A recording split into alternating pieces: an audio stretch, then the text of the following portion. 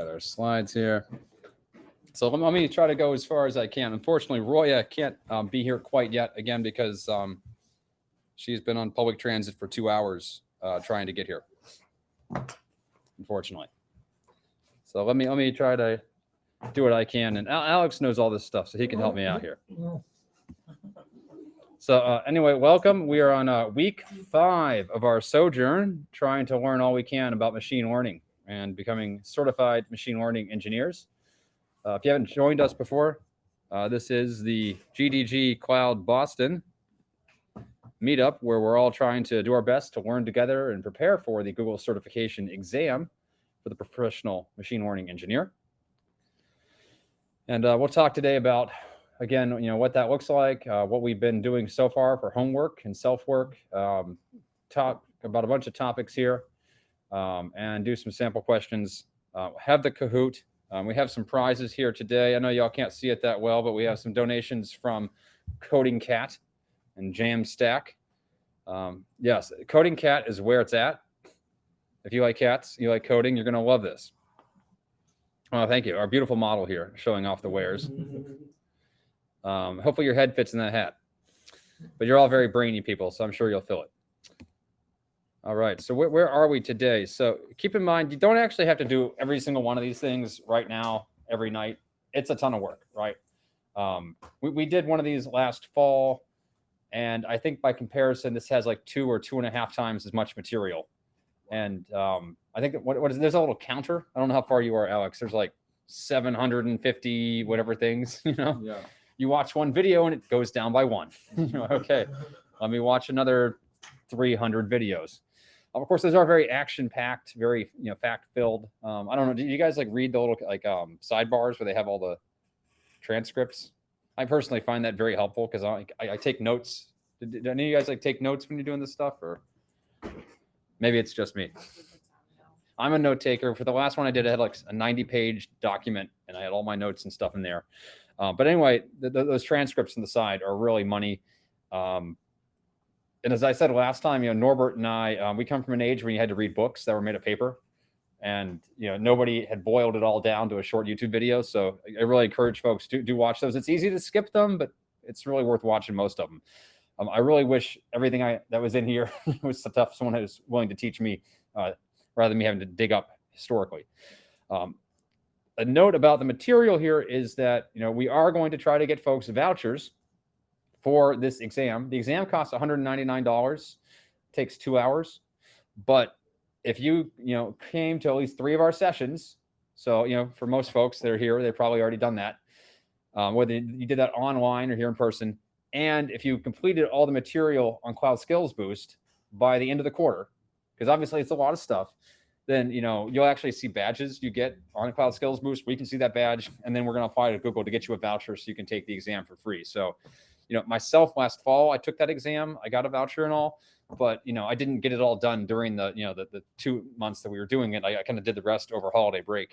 But if you can find the time to get through all these things, we're going to try to help you guys take that exam, because we know that $200 isn't nothing for folks, right? And hey, if you can get a voucher and basically take it for free, then why don't you take it, right? What's the worst thing that could happen? You don't pass. Okay, well, it's not like college if you fail.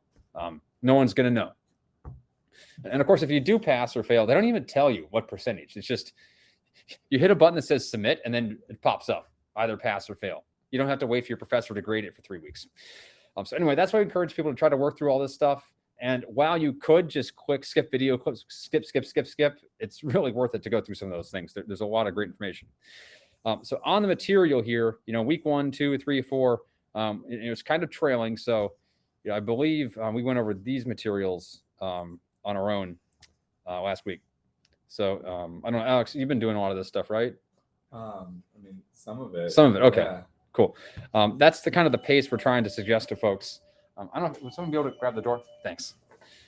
But again, just try to keep it up. I personally, when I was doing this, like every few nights, I'm like, all right, I'm going to sit down and do one lab, or I'm going to get a few of these. And then it's like when you're reading a book, maybe it's not the best book on earth. If you sit down and read a few pages every night, you're going to keep getting through it.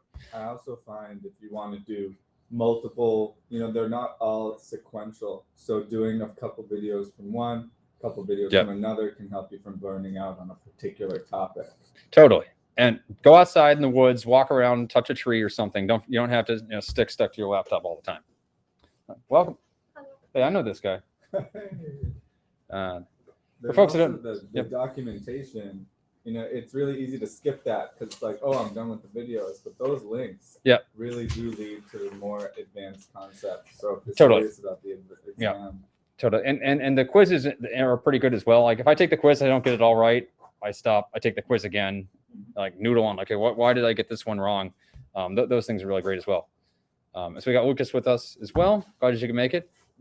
Roya is still, like, I think, held hostage on the red line somewhere. Oh, man. Yep. I don't know how she was getting here. She says it's been 2 hours so far. That's unreasonable.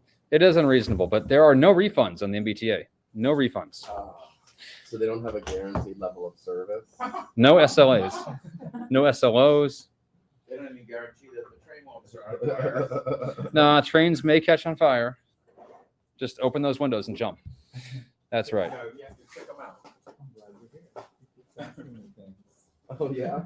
I'm not so sure. Well, I'm not a professional machine learning engineer, but all of you will be by the end of this program. that is the plan. Cool. So I can pretend to know what I'm talking about here, but who would know more than me? Norbert, do you think you could speak to? I don't know. I could do much better. Okay, than you. please. You mean the flow chart? Yes. What's our flow here? Okay, so typical machine learning process starts with the first data cleaning, and that assuming that you already collected the data. Mhm. And from there, we do feature engineering, which means we create certain features that would help us do more accurate predictions. Mhm. And in this case, feature engineering has lots of different ways that we can create features, depending on the type of data and also what type of data that we have. We do lots of feature engineering. And from there, we go to the model building phase. Mhm. That is basically depending on whether you're building regression, classification, segmentation, whatever model you're building, you do a lot of iterations. I think it's showing. So here we're showing the So it's deployment like a and loop here, updating. right? Yeah, but the model building phase itself has lots of iterations because you need to build a model and test it and then make sure that the model reaches the certain criteria, for example, like some accuracy. And then if you think that the model is good enough, then you go to the deployment phase. And the deployment would be, of course, you deploy it either on mobile device or like software, whatever you want to do. And then from there, of course, you have to monitor the process. There could be certain like data shift or the model shift, depending on the performance. You either have to update the model or retrain the model or maybe create a new model altogether. So it's a cycle. Gotcha. And you made it sound like a model isn't just constant. Once you built one, you might need to keep adapting it. Yeah, so depending on the business and the problem that we're trying to solve, we have to update the model every once in a while, sometimes 6 months, 3 months, depending on what we are doing, because sometimes the customer's behaviors change or the market change. Sometimes the data doesn't fit the model anymore. So, for example, COVID happened, our previous models don't work anymore. So we have to adapt to like include the COVID bias in the models and so on. Yeah. Totally. And you also said like where you deploy this model can have a lot of effects and what kind of model you use. Like if it's running on my phone versus a gigantic server, it might be different stuff. Yes. So depending on where you use the model and how you're going to use it, the model size, sometimes the models can be huge, so which will not run on mobile devices. So in that case, for example, if you build a TensorFlow model, you can use TensorFlow Lite to run it on mobile devices and so on. So yeah, you have to reduce the model size to be able to run on smaller devices. But if you're using like big servers, you don't have to do that. But reducing the size of the model oftentimes reduces the accuracy. That's the trade-off. Okay. So Yeah. you're talking about when you say size of the model, that's like when the model is already trained. Yeah, the you're result there. serving. Yeah. That's called model serving. So Yes. maybe you could clarify that. I mean, if a you little think bit. about like something simple like the Google Assistant or Siri or something, having, at least at the time when that first came out, having that language model accessible on the device was not easy. The device has to talk to the cloud to do a lot of what it does. But there is a model on the device that is trained on the wake word, which is tiny. And so that model, its only job is to be able to tell when you said, "Hey Google." That part you can easily build into a device. So it knows to turn on and to listen for what you're saying, so it can take that recording and send that up to the bigger model that can do the sort of the arbitrary language analysis. We would never like try to train a model on our phone, right? I mean, not yet anyway. Not yet. Not yet. But the training is done in the cloud. But so you're talking about model serving then? Being like... You mean like how we serve the model? Sure. Oh, so, well, these days we can use like Google Cloud or AWS, all those cloud services to serve the model, which is easier because they already have the functions and basically all necessary services in the cloud. So, which is easier way. I'm not sure how they do it like outside from that, but, and also you can use containers like Docker and Kubernetes. Those are very easy to, you can basically package in your model and then the model can run using those containers, right? Gotcha. And sometimes there's like specialized hardware involved too, right? Oh yeah. Like TensorFlow processing units, the TPUs. Those are more on the processing. So if you're training large model, like huge, like lots of data, like a lot, and then the model, of course, the model process, the training time takes a lot of time. So you need to have some sort of processing. These days it's TPU.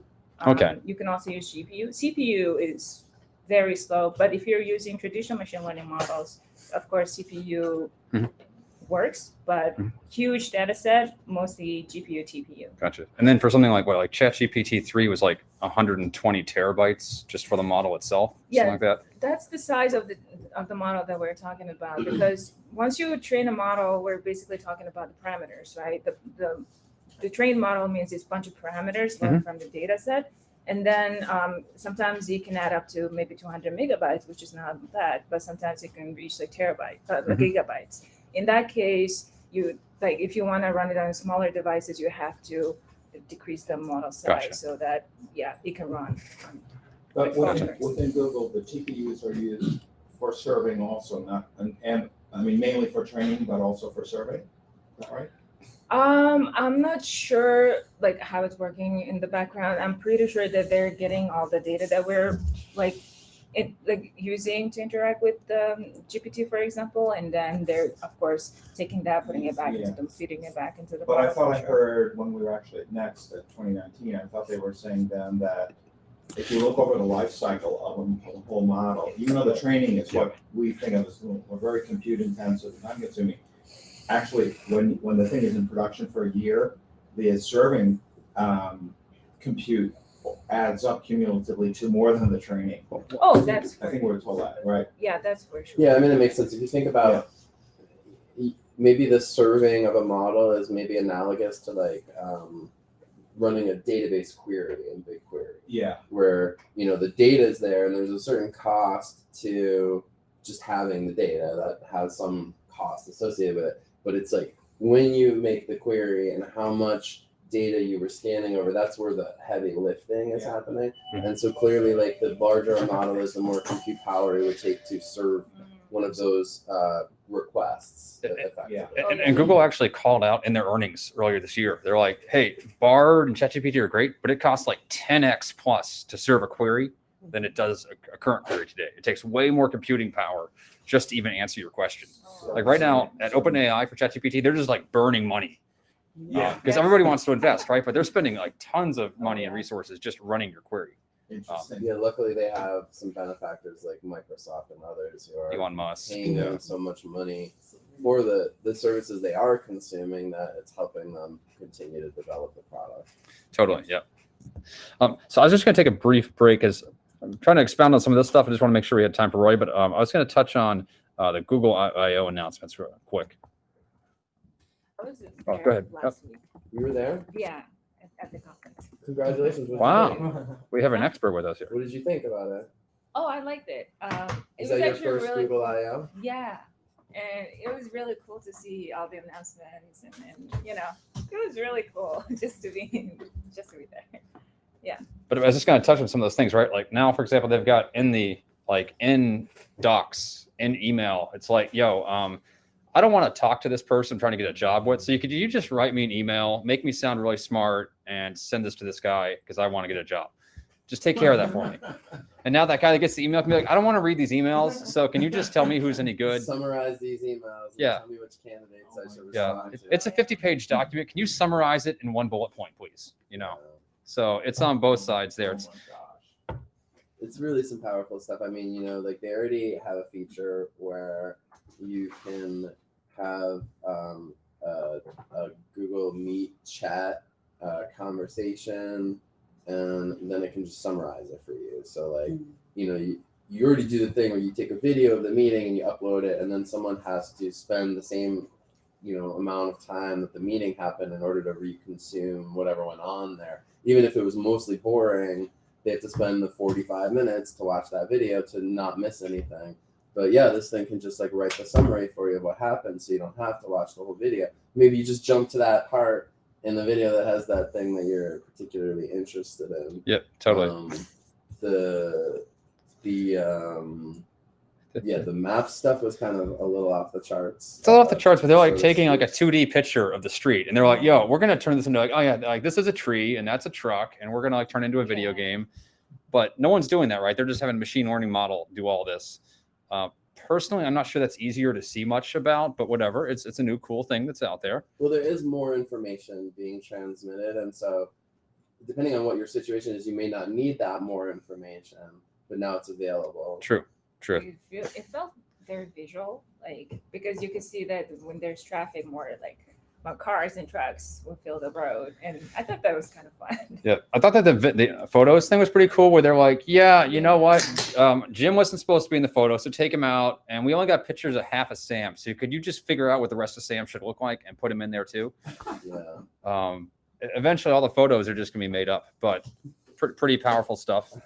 Yeah, but they said that all the retouched photos will have some sort of like a watermark or Totally, yeah, something, yeah. so that because eventually you need to be able to identify like what's real and what's not. Yeah, we talked about this a couple sessions ago, where like if you're searching for an image of something, you basically want a feature where you can say like, find me images that were created before November 30th of 2022, because like at least the odds are they were probably not generated by an AI, but after that the odds completely changed.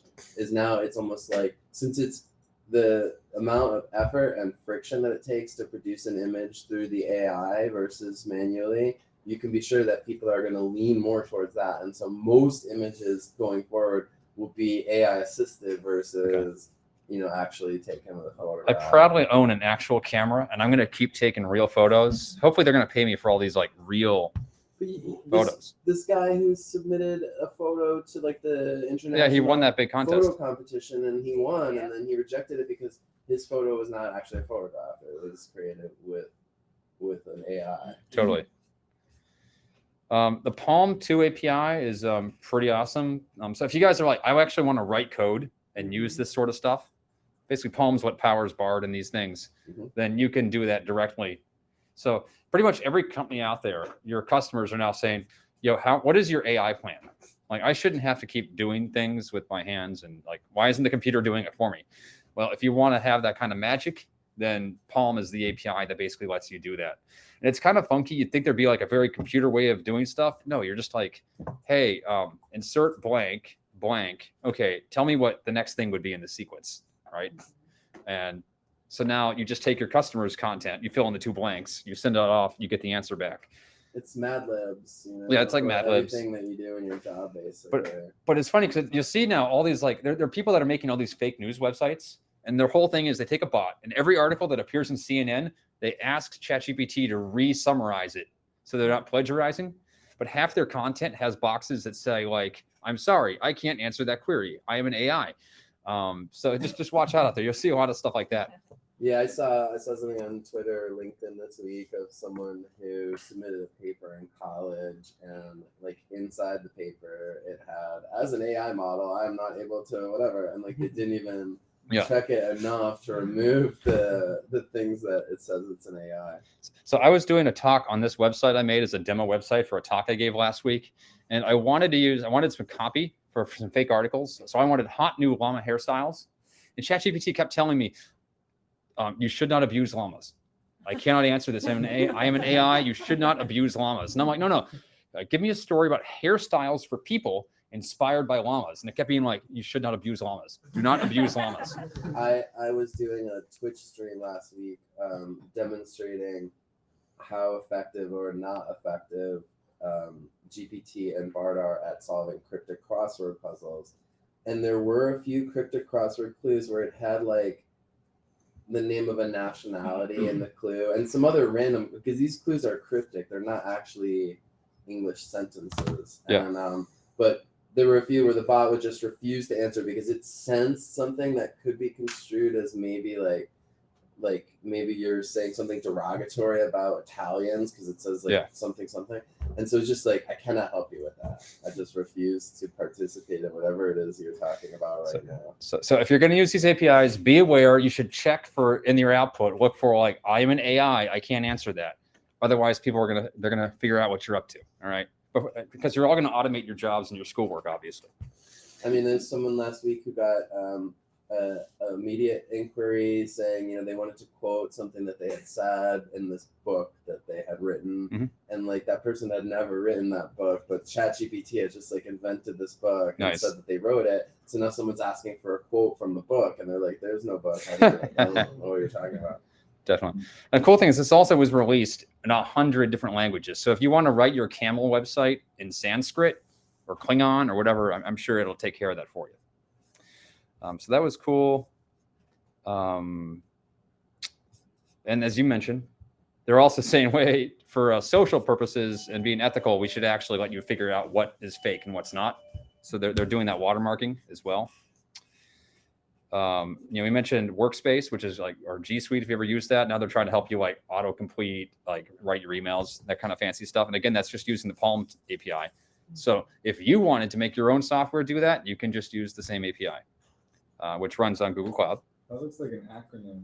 Does anyone know what that Palm? acronym is? I'm all embarrassed. I'm sorry for being late. It's okay. But I started at 4, but there was like a close the path. So It's okay. Catch your breath. It's okay. I'm sorry. We made it. I want to get a presentation like that. Cool. Just take a second. It's okay. Thank you so much. Yeah, sure. Obviously, they got labs, all sorts of fun stuff there. Language model. So anyway, those are a lot of cool things that are out that came out last week. And of course, these things, they had the pedal to the metal. Like, I think, what was it? There's something they were saying something how like a lot of this stuff, like, oh yeah, this went into like beta testing like 2 weeks ago, right? Yeah, and then it shipped. It was really fun because I was following a bunch of the people who were building the stuff, but they weren't able to say anything like leading up to, like they were saying, I'm working on this thing, but not what it is. And then when all the announcements dropped, you start to piece it all together about what everyone was doing in just like literally the weeks leading up to Google I/O, just like pulling AI features out of the air and just jamming them into products as quickly as possible. And a lot of them, are not really available. Like there's all these, I can't tell you how many times Google has been like, join the wait list. And I'm like, I think I'm 27 times on the wait list now. Because every time I get an email that mentions join the wait list, I join again. And I'm like, I'm pretty sure I already joined this list. But so they're not like, and some of the features aren't even fully baked yet, but they've seen like how the potential of all these products to get drastically changed through this stuff. And so it's really obviously a huge focus of their attention right now. And I guess didn't cover it yet, but there's the chat assistants for Google Cloud as well. So it'll be basically anyone who's used Copilot before and GitHub Copilot will find that Google's solution is going to be similar in that it's just baked into the editor. And so instead of being like, I'm writing some code, let me go over here and ask ChatGPT to write a function for me so I can paste it back in, you just put a comment, here's a function that does X, and then boom, a function that does X appears right there. And so I haven't gotten to try that one yet, but that's probably the one I'm the most excited about that they announced. So just to throw in a plug about our big I/O event that's coming up, do you want to mention that? Yes. We do not have the event posted yet on the platform. Yes. We're actually doing the whole event to review IO. So just to cover all the IO activities, IO was last Wednesday in California. Next week, maybe is it Wednesday and Thursday? IO Connect. Thursday, Friday. Is Wednesday. Google IO Connect in Miami, one of 4 regional events that they're going to have in 4 different continents. This is the United States event, and some of us will be attending that. So there'll be like another influx of enthusiasm and information around these new announcements. Maybe we'll get to, next week we might get to see some of the things in action that weren't quite baked last week, which is crazy to think about it happening so quickly. And then on June 16th, Friday, June 16th, at the Google office in Cambridge, we will have the GDG Boston Google I/O Extended event. And it will be similar to this in that we're going to talk about what came out and what's exciting. And we'll probably have some speakers who will give talks related to these type of things, which probably is going to include a good amount of AI, such and such, AI, whatever. And so we will post that very soon, and then we would encourage you all to join and participate in that event. So without further ado, I want to welcome our honored speaker here. Thank you. Roya, and thank you for making a harrowing trip to come here. Boston does not make it easy for anyone to get anywhere. So thank everyone for bearing with us while we did the recap, but now we'll give it away to Roya. We already touched on this slide a bit, but. Perfect. Thank you very much, everybody, and sorry for the delay. The traffic was not my best friend today. So without further ado, let's jump in. We are at week 5. So we have done everything with data cleaning and feature engineering, which were the major part of the work.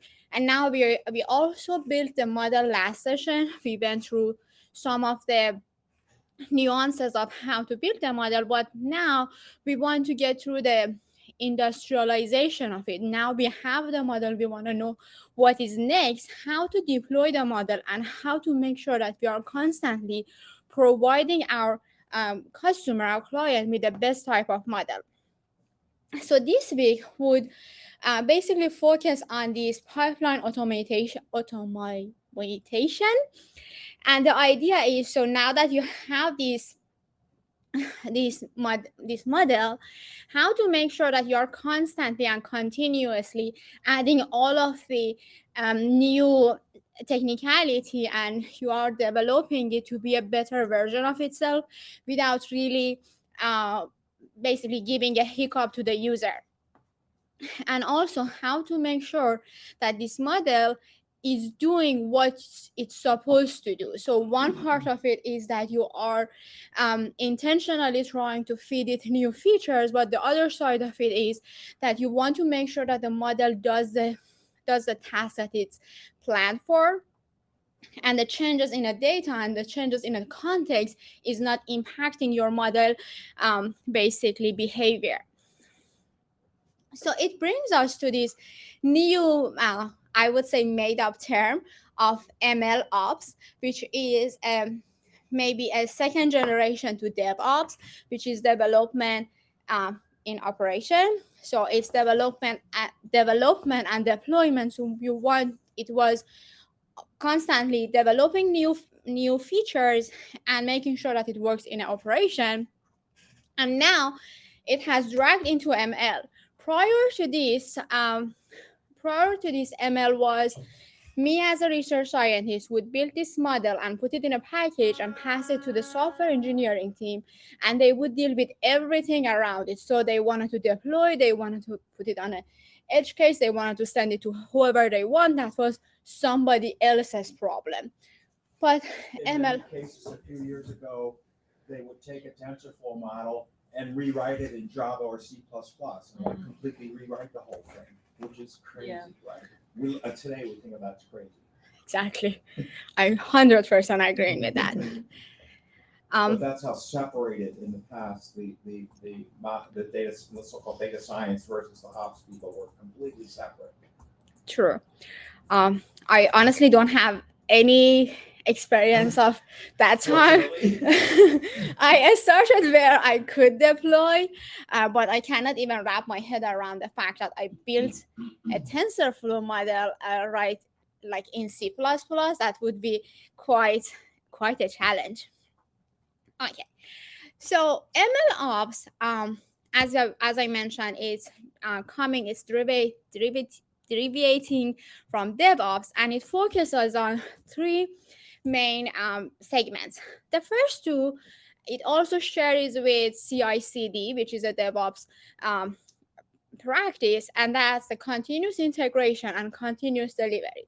So as we discussed previously, we want to make sure that we can add any features or capability to the model, and we want to be able to deliver it constantly without any hiccup. So for example, one of the good practices that our esteemed cloud expert here can I think expand on it was previously you would make one model and just like pass it to all of the user, but right now they get a segment of the user, they pass the new model, and they constantly do it, and they switch between these subcategories of the user to make sure that the whole client list would not be impacted, and they can easily make sure that the work is as it's supposed to be and there is no problem.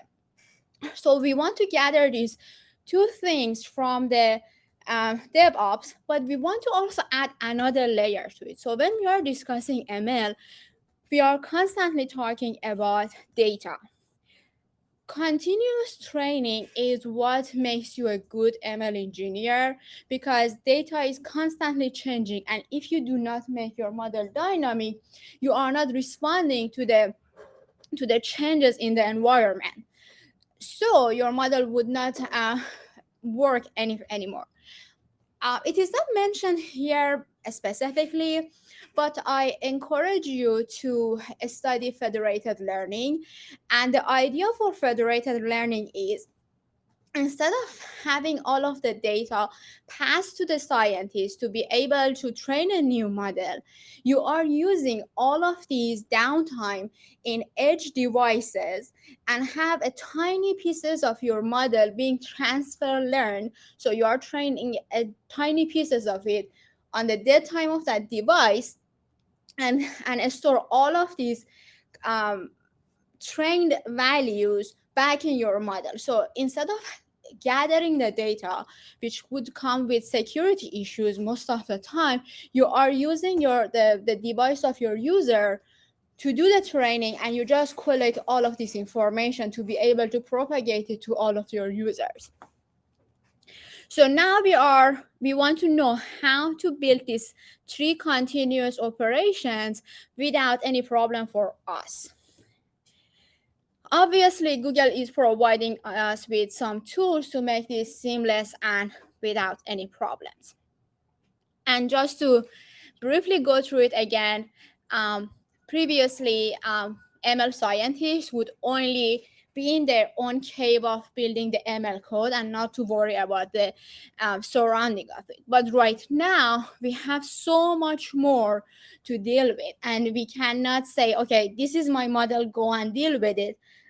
You actually have to go from constant feature extraction, data collection, data ingestion, to all the way to constantly making sure that the process is managed, the model is monitored and evaluated. So the whole thing is now your job, and you should be aware of it, and you should be able to deal with it.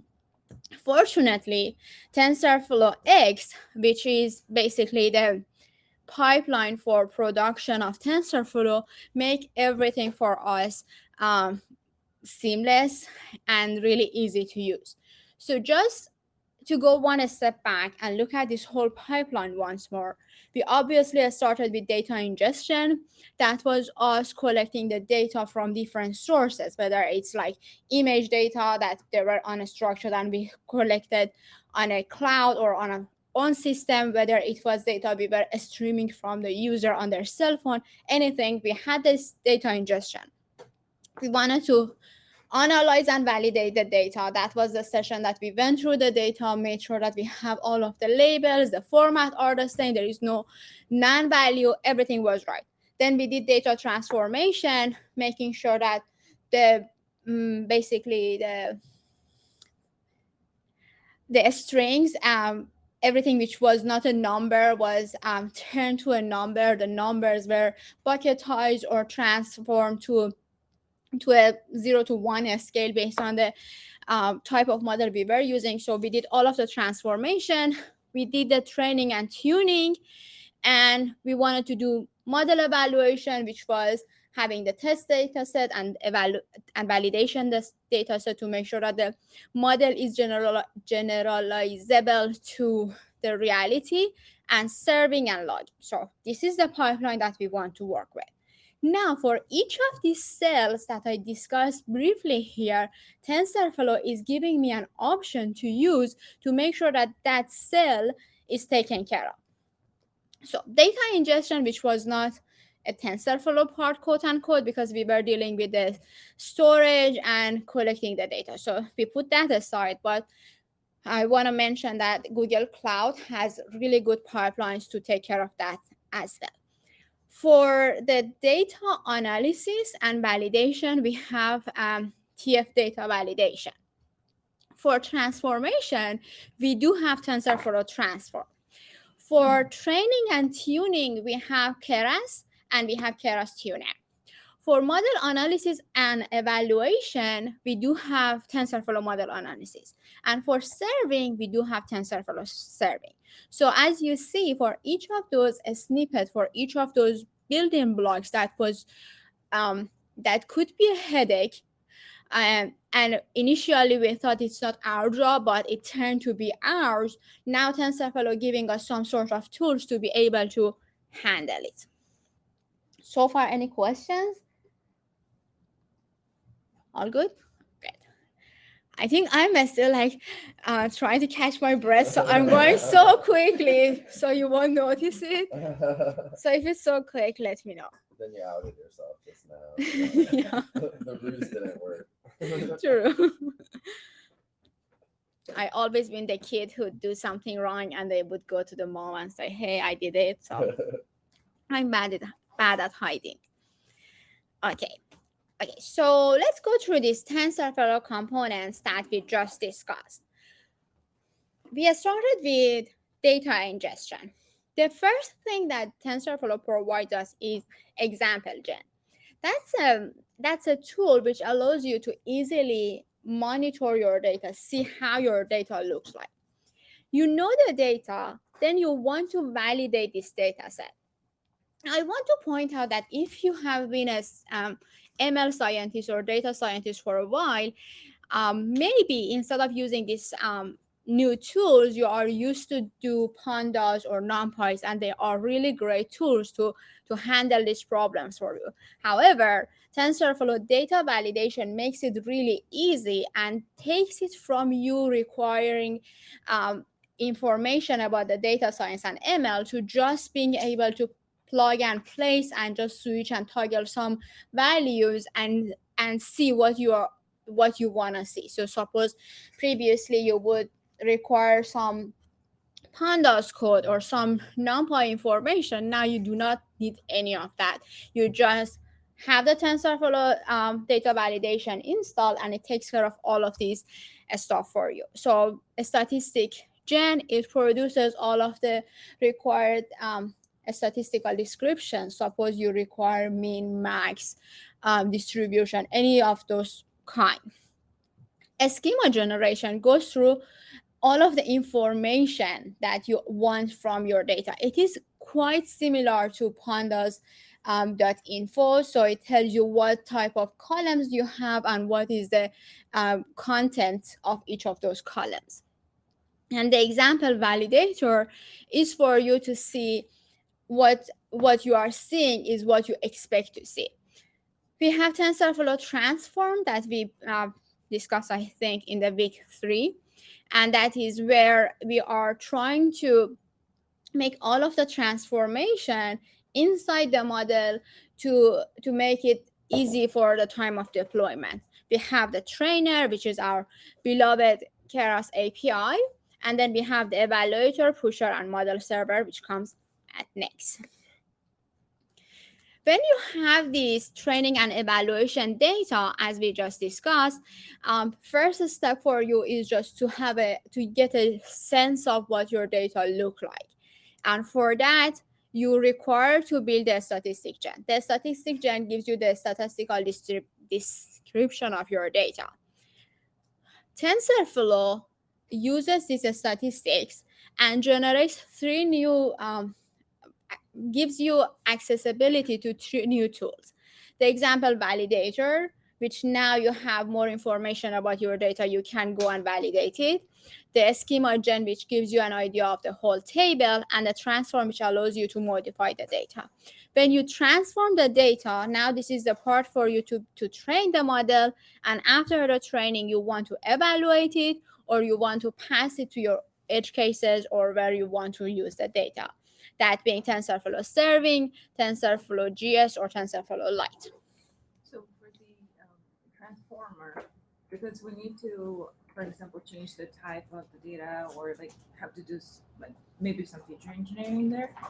So do we need to specify everything in Python file and then pass it there, or how do we define which? Speak up a little for Okay. that. How do we define which variable to which column to transform? Like in what way? In the not last week, but the week before that, I went through it a little bit further. But in a nutshell, it is another TensorFlow layer that you define your data set. This is a subset of TensorFlow.data.dataset. You define a data set, and that data set gets all of the file that you have. Suppose you have a TF record, or you have a bunch of text, or you have images. So you are loading them in a format of a data set.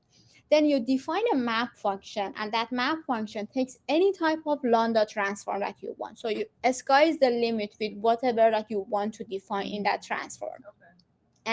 And you can turn your data frame into, so you mentioned the columns. You can turn it to a dictionary, and as a dictionary, input it as a data set and do all of the transform that you want, and it outputs it directly to your model.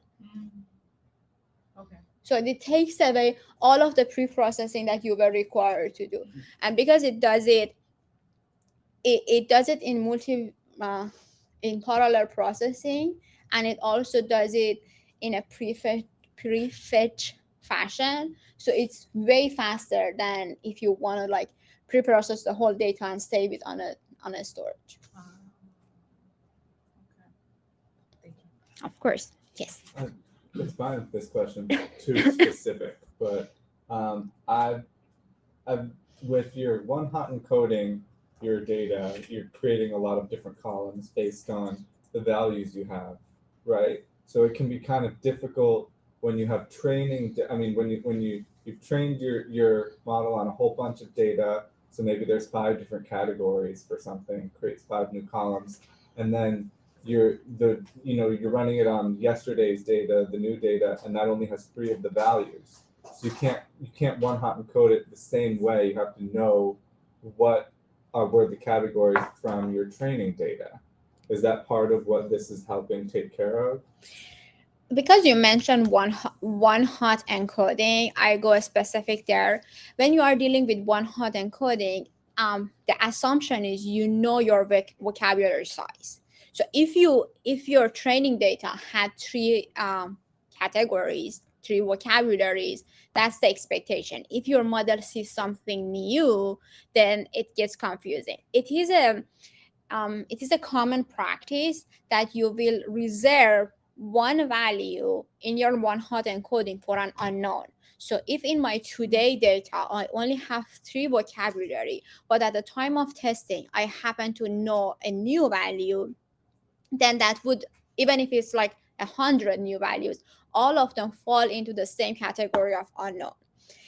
But if you are doing something like one, so you are not explicitly wanting to do one hot encoding, and you know that the size of your vocabulary might change, there is some suggestion that you can use hash mapping instead of using one hot encoding. So every time you know that they fall into a different categories. It's still the size of your vocabulary would be limited, so you cannot add to it, but it's a little bit easier than one hot encoding. But when we pass test data, the transform will automatically take care of it because it's already trained on the training data. So we don't have to worry about it. If your test data has the same vocabulary as your training data, it would be taken care of. Right. And as long as you have this reserved unknown value, you would have no problem. But if your test set has something totally new and you do not have this reserved unknown value, you will get an error. It doesn't know what to do. Right. But also, if it's missing some value because no column will be created, like the shape of your data frame might be different. If you had five categories, it's going to create 5 new columns. If the new, like, you need to encode your data, you can't just say pd.get dummies, because you need 5 columns to make sure that the new data you're predicting has the same shape as the data frame you gave to train your model. Does that make sense? No, I don't think that's necessary, because when you have, I get your point, because you're saying that maybe in the training data there were 5, but in test data there are 3 categories. So you're wondering whether the test data would be like the dimension would be less, right? Right. And not so much the test, because you split the test up at the time. You can split that after you encode it, but more when you have new data that you're using to predict. Instead of, because loading your entire data set to make sure you have all the vocabulary could be like data RAM intensive. So for one hot encoding, it will only give you the values for the categories that's in the new data, and if the categories in the training data, they will all be, for example, 0 because they're not in the new data. Right. So in that way, we will preserve the shape of the new data. But you have to keep track of that vocabulary somehow. Let me figure out what you are saying. So we have this gigantic data set and we want to use it for transform, right? And the whole thing, you wanted to use it for training. So you want to generate the one hot encoding value for that gigantic data set. But your concern is the first batch that you are feeding to your model does not have the full set of the vocabulary. So when it's processing the second batch, it gets confused because it might not have all of what it's seen and it might have something new. Is it what you're asking? Not something new, it's missing something. I mean, we can move on. I didn't want to get. If you are missing, it would be a sparse. So you would get 0 where it still has 5 cells, but everywhere that it's missing, it will be 0. Right. But if you have new values, the assumption for the transform is it always sees all of the data that you have. So you do not require to worry about this is like the gigantic data set. It knows what you have in that data set. Okay, and that's here, the transform that's in here, and that's the benefit of TensorFlow extended. Correct. I see. Thank you. Of course. I hated to have like question not answer, so I couldn't pass. Okay.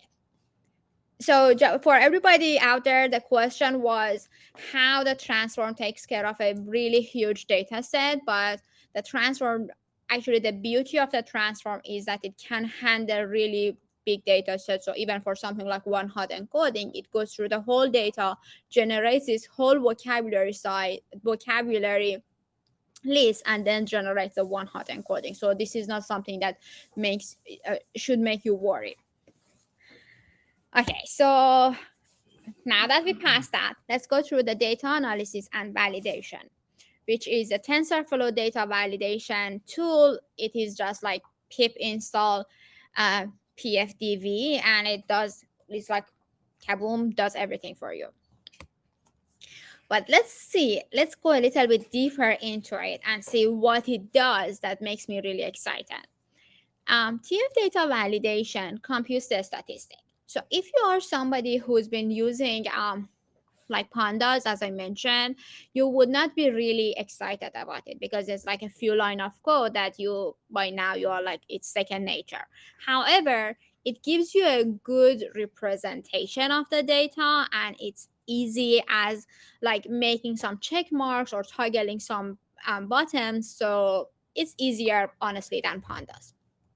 But the beauty comes when it generates the schema, and as I mentioned, the schema is what type of data you have and what they so what this data includes. So like what are your features and what types these features are, and whether you need them or you do not need them. To the point that Alex made, our data might change, not in the same gigantic data set, but in a day-to-day basis. We are not always lucky to have all of the data that we want at the same day. We might be working for a retail and we need to know what is changing constantly. So, for example, if you work at Netflix, you would see in one night that the watch for like the Bridgerton new series would go high. So you want to be able to adapt to these new changes in your demographic and in your client request. So what this TF data validation does for you is it makes a validation report. It basically tries to figure out how the distribution of data from today is changing to the distribution of data from tomorrow. You are using this data to make a real life decision, right? So you need to be able to make this decision fast and adapt to your context, to your customers' needs immediately. If in one day you see a huge change, you need to be informed of that change and you need to be able to respond to that change. It means you need to be informed, so you need to know how the data distribution from today change from the tomorrow, and you need to be able to adapt to it. So by that you need to be able to retrain your system from today to tomorrow, and that was the TensorFlow data validation does for us. So not only it checks the schema from today and tomorrow and gives us a validation report, but also it enables us to see if there is any skew between the training and serving, and makes the system seamlessly retrain based on this new skew. So it sees the new data and it adapts itself to the new data.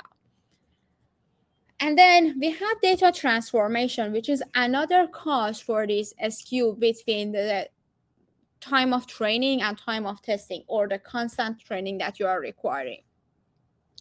When you are dealing with your data, as I mentioned before, whether it's a number that you need to scale, whether it's a really high resolution number that you want to bucketize, or if it's a text data that you want to turn to like a bag of words, or whether you want to do feature crossing, you need some sort of transformation. And truth being told, I haven't seen any deep learning model yet that doesn't require data transformation. But when you are doing this data transformation, it's easy for us to do all of this fancy transformation at the time of training and forget about them at the time of serving. And as something that happened recently to me, I was transforming the data using TF-IO load JPG. And then when I was testing my model, when the model went to production, it was fed PNG data. And the whole thing got like, I freaked out. I didn't know why it doesn't give me the right answer. The answer, instead of being between 0 and 1, it was between 0 and 0.1, which was like, okay, it changes the whole thing. And it was just one line of code that I didn't do. I didn't put my transformation into my model training.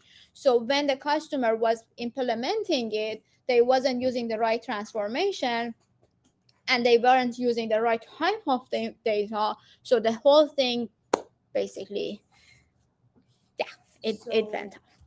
It seems like all the transformations are coming from TFT, right? Yes. So if we decide to use some custom transformations that we define ourselves, can we do that? You can use map and lambda. Okay. Yes. So that's what another layer that I was just explaining.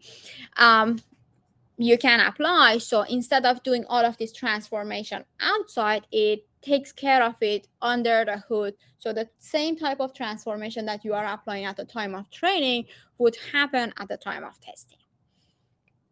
There are also tuning and training, which is similar to cross API, and evaluation and serving. Evaluation, I think they skipped over, but let's talk a little bit about the serving part of it. When you want to use the model after the time that they had to go through it and basically rebuild the whole model into Java or C++, now you have better way of controlling the system. In regular scenarios, you are wrapping your model and it's just like a one line of code to predict using that model. But more than not, you would want to have this model on an edge case, on a website in a different language, or on a device like a Raspberry Pi or a cell phone. One thing that it was really interesting to me was this media pipe in I/O. And they made it so easy that you can basically use this gigantic model that enables you to identify features of your face, features of your body, how your body moves in one tiny model, and you can put it in a really cheap phone. And you can use that phone camera to do whatever you want. What does it for you, for example, in a case of phone, is TensorFlow Lite. It's the optimization method that takes this big model, removes everything, makes all of the weights smaller, basically quantize it a little bit, wraps it for you, and makes it this tiny version of it that you can put on even a Raspberry Pi. You can use TensorFlow.js, which is for web, for node servers, and there's also bindings if you wanted to take it in a totally different language. So if you wanted to use it in Java, or if you wanted to use, for example, in C# or anything else. If I could have some recommendation, I really recommend you to play around with it, because it gives you capability of making your model tangible, especially if you have a hand in mobile development, like app development. This is so much fun. It's a really good summer program for you. Okay, having that said, let's do the Kahoot. And yeah, I don't know where is the Kahoot. I need to go on. Yes, give me 1 second. I will go and ask.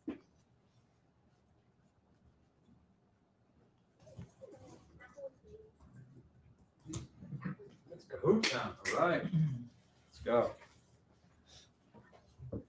Oh, let's see what we can do. Sorry, I was just grabbing myself some dinner. All right, so time for the Kahoot. And remember, we have some excellent wares tonight for those of us joining us in real life here in Boston. The Jamstack shirt, what's that? Coding Cat shirt and Coding Cat hat. But first, let's go to Kahoot.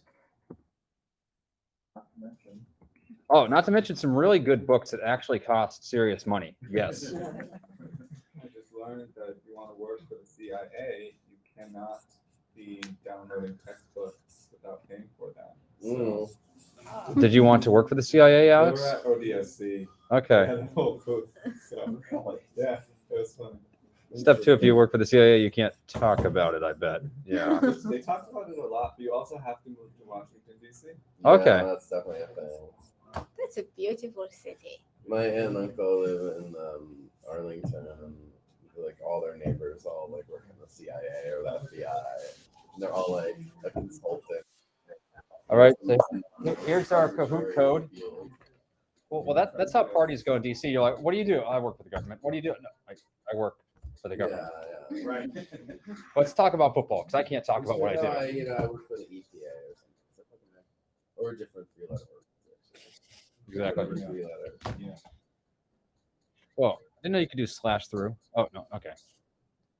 Oh, this is I see. That's it. All right, so we got a couple people. That's your mouse. Yeah, the upper decoration is slashing through it. Oh, maybe if you want to get rid of them, we're not going to get rid of you. Okay, we have the money. Oh, money okay. again. Saba's here. Saba's going to run the board. Is Saba our most active Slack participant? Very possibly. And was also in the 10th Slack Google I. Oh wow, really? Yeah. That's awesome. Google I was a blast. Okay, we'll give folks another 30 seconds to get in here. I got to. Okay, I don't want to make a promise, but we might be able to get almost free Coursera voucher for TensorFlow certificate. Nice. Yeah. And maybe we can run a TensorFlow certificate program after this one. So Fun. if you are interested, let me know into the chat, and maybe we can do something about it. Awesome. And if that's from Google, so right now we are learning about machine learning. So TensorFlow is a platform which allows you to basically apply machine learning, and in my opinion, is something really worth having on your resume. It's similar to what we are doing here. So there is this Coursera course, which Lawrence Monroy, that yes, he has done it. I met him in person in Iowa. So there are some promises there. There to go. He is very famous in Iowa. He has lots of courses on Coursera, specifically like collaborating with the different things. Nice. Yeah, he's with Coursera. Andrew 9. Yeah. Awesome. So I think we got everybody here. We only have money. I don't know what happened to money, and money. So let's see how they do. All right. We only have 2 questions this week, but I'm pretty sure they're not the same. I checked a bunch. So Royo, take it away. Thank you. Question number 1. You need to build an object detection model for a small startup company to identify if and where the company's logo appears in an image. You were given a large repository of images, some with logos and some without. These images are not yet labeled. You need to label these pictures and then train and deploy the model. What should you do? Use red. Use Google Cloud Data Labeling Service to label your data. Use AutoML object detection to train and deploy the model. Blue. Use Vision API to detect and identify logos in pictures and use it as a label. Use AI platform to build and train a I'm just going to turn off. It's very dramatic. It is so dramatic. Okay, sorry, go on. Yellow. Create 2 folders, one where the logo appears and one where it doesn't. Manually place images in each folder.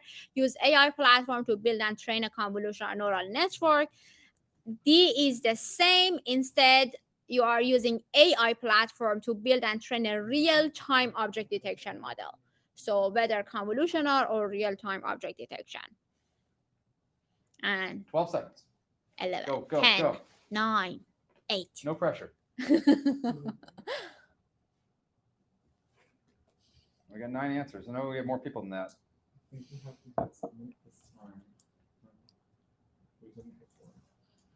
All right. Oh, maybe it's probably some different setting in the Kahoot since that was. All right. really Why not- 2 answers are right here? So Only what's the one right of them answer? answer is right. It's the red. The red is the and right answer. also green is right. Isn't it? Yeah. I'm not- Both of them like, oh. Look, I don't have a PhD in machine learning. I messed this up, but red is supposed to be the right answer. We're going to read next. Seriously, this generating Kahoot, it's a practice for There's it. a bit of a learning curve. Yeah. Okay, question number 2. We'll go back in a minute and we'll talk about why things are right. Definitely. You work for a gaming company that develops and manages a popular, massively multiplayer online game. This game's environment is open-ended, and a large number of positions and moves can be taken by a player. Your team has developed an ML model with TF that predicts the next move of each player. Edge development is not possible, but low latency serving is required. How should you configure the deployment? Use a cloud TPU to optimize model training speed. Use a deep learning virtual machine on compute engine with an NVIDIA GPU. Use AI platform prediction with a No, let's keep going. Keep going. It's just high CPU machine type to get a batch prediction for the players. Use AI platform prediction with a high memory machine type to get a batch prediction for the players. Red, blue, yellow, and green from the top to the bottom. Are there multiple choice? Like No, the only one answer is right. That's why the first one had a submit button. Oh, because you had to decide when you had decided which answer. So yeah, good call. Kahoot's internal UI is like a circus. Yes. Cocaine. It's just I love it. all right. We got all more answers this time. Awesome. Pretty sure I picked the right one. Yes, All that's right. the right one actually. I was thinking, okay, which one was which one? Who's our winner here? Who's gonna get all the swag? Okay, let's see how is the podium. Third place. Yash. GVS. Number here we one. go. Ma. Ma. Are any of these three in the room today with us? Yeah. Okay, so Yay. awesome. All right, would you take your winnings? What would you like here? Oh yeah. Okay, Oh. the coding cat hat. Awesome. So do we? Which Yeah. one? So you can just now you can just go back to the presentation and we can walk through. Okay. And I promise, probably by the 6th time we do this, we're gonna figure out how to make sure all those things are done right. This is not the last one that we are doing, so we are just This is the learning last for. one of this series. Yes. Yeah. I just Or think not even the last one. we have one more. One more. Number 6 is next. Before I go through this, we have one more here. So we have the 6th week. Was it Birmingham? The one that I shared before? The other one that does the ML? Okay. Oh, then- yes. I don't know what is the name of the town. Yes. Is it? But it's shared in the Slack, right? Is People it want to see it. Alabama? Yeah. There's when we started our event, there was a group in France. Stockholm, France. I don't remember. This Group would be in done Europe worldwide. that we're doing it, and now there's a new group starting up right now. So if you feel like we were going like too quickly, or you want to catch up, there's like another group that's going to do another RGDC for the ML right now, and they're going to use that same Slack channel. So if you just stay in that Slack channel, you'll get the people from the next cohort as well. Bloomington, that's Thank it, you. Indiana. If we join, Yeah, can we I want extend to. our access Yes. credits? Correct. See. Yeah, there's a little trick. If you're just always signed up for a RGDC, then you're always gonna be getting those credits. So we had some people who did the last series with us, the developer certification, and didn't quite finish the training and lost access to the quick labs. And then we were like, oh, they're doing one in Amsterdam, and it's like, sign up, get the credits again. You don't even necessarily need to attend the sessions if you're not going to get anything out of them, but you do get access to the quick labs credits. Yeah, I actually wanted to give a shout out to Meredith Olson because she's I know she was online with us tonight again, and Yep. she's been sitting in on our sessions, and she's now going to run the whole series in normal Bloomington, Illinois, which I've passed through several times. Illinois. Because I grew up in Illinois. Thank you for the name of the city. And you posted the Yes. announcement today, I think, or yesterday. And so The first session was yesterday. it was already first one happening. Okay, great. So we bumped into people yesterday that said, "Hey, I wanted to join the thing," and it's like you're get 5 on the deep. one the Meredith You're did, 5 right? deep in. So I said, join the one in the other group. That's great. So it's fantastic. And I got her also. She's going to be contacting O'Reilly and hopefully getting some books from them as well. Perfect. So it's a very, very satisfying to see this multiplier effect happening here. Oh, I love it. Yeah, I mean, that's a very true point. Like, one of the reasons that we decided we wanted to do this is because we're excited about learning, and we thought that if we ran this program, we might be able to help a couple other people get certified. But like, if running the program causes other people to also run the program, that's like a multiplier. It's even better. That's really exciting. It's fantastic. Yeah.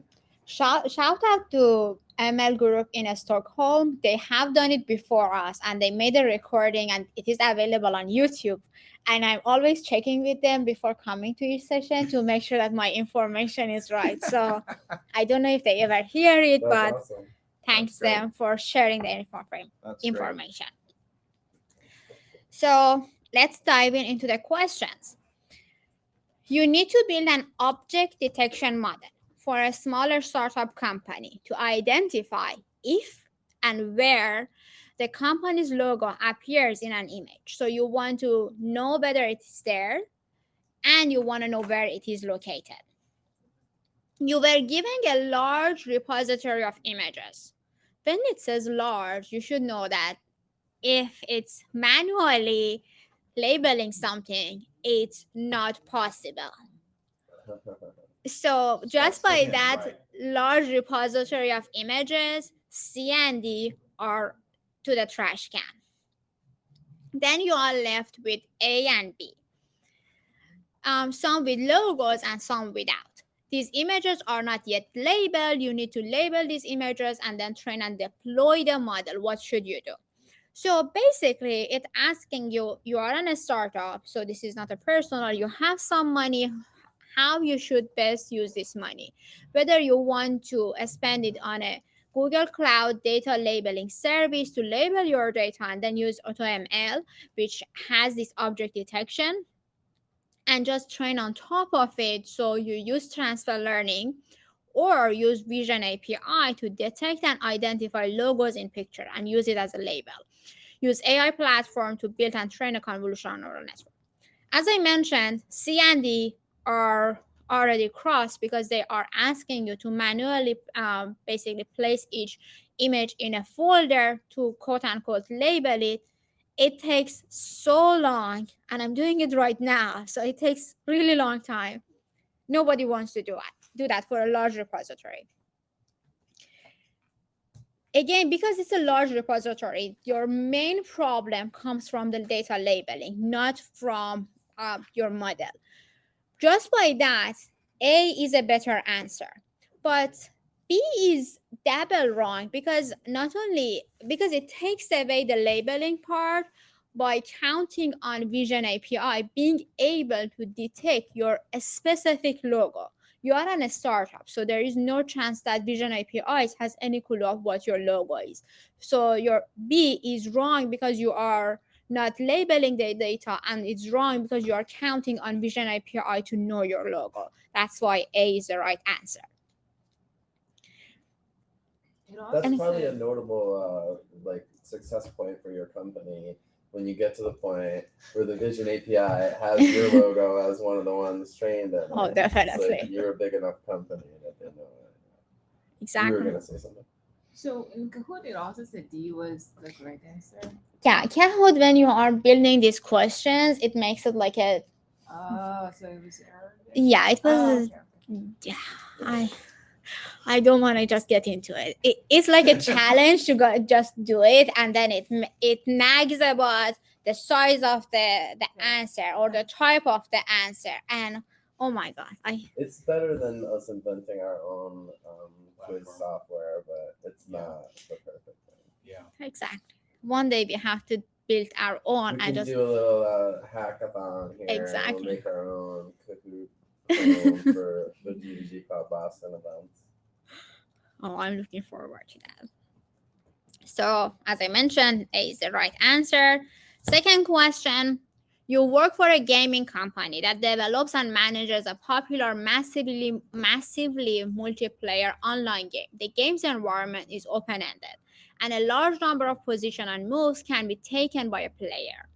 Your team has developed an ML model with TensorFlow that predicts the next move of each player. edge development is not possible, but low latency serving is required. How should you configure the development? Again, this has this keyword of low latency serving. When you are hearing low latency serving and you are asked to predict the next move of each player, it should hint you enough that you know that this is a streaming data. It is not batch prediction. So by that, C and D are crossed. Neither of them can be there. You are between the cloud TPU and NVIDIA GPU. I read the answers for this question, and the answer they were suggesting was that cloud TPU is not right because TPU is not available on the cloud. It is a quite older version of the answer because actually right now TPU is available. But the right answer that they wanted you to know is deep learning virtual machine on computer engine with NVIDIA GPU. And that was the right answer. So also, it can be crossed because it says optimized model training speed, but we're talking about model serving. So maybe because of that. Sure. Honestly, I crossed it because at the time the TPU was not available, but you are quite right. Yes. So B is the answer. Use the deep learning virtual machine on computer engine with NVIDIA GPU. With that being said, we are wrapping up this session. Looking forward to meet you next week for speak section. 2 weeks. 2 weeks from now. Yes. Next week I have it. Yes. Next week on Friday I have a talk. So I'm not sure if it's going to be online, but if it was, I will share the link. Next week on Friday? Yes. You mean in Miami? Yes. Why was CND not good with the batch prediction? Sorry. It wasn't real time enough. Like there are several players. Right. When you are doing batch prediction, you cannot count on basically low latency. Okay. Because it has to go through all of the batch to predict any values. Oh, that makes sense. Right.